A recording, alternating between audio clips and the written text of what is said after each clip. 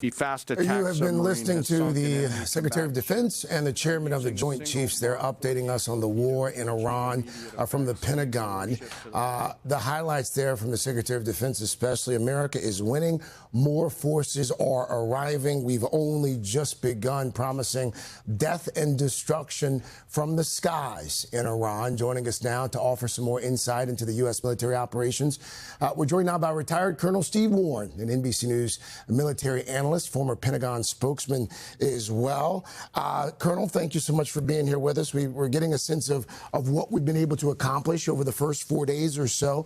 Were you able to get a sense of where the war effort goes from here? Yes, it's interesting. They really focused on how well American forces have dismantled Iranian air defenses, how Americans now have unrestricted movement inside Iranian airspace. So what that means, in my view, is that they will now use precision-guided munitions to strike very specific targets in order to reduce the Iranians' capability to rebuild what we've already destroyed. Precision gravity bombs. We heard the Chairman of the Joint Chiefs talk about that. What are those? How significant of a role could those play?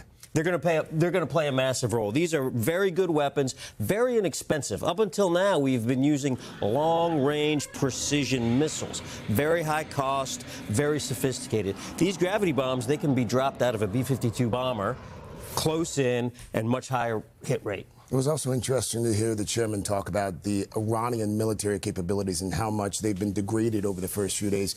He said roughly 86% missiles are down, 86% since the first day. Yeah, that's right. And he's also mentioned that he sunk half the Navy, right? Yeah. A huge chunk of the Navy. First U.S. Navy torpedo shot since World War II, according to the Secretary. Really impressive. Hey, thanks for watching. And don't forget, you can catch the Today Show every morning on NBC or take Today when you're on the go. Just follow the Today podcast on Apple Podcasts, Spotify, or wherever you listen.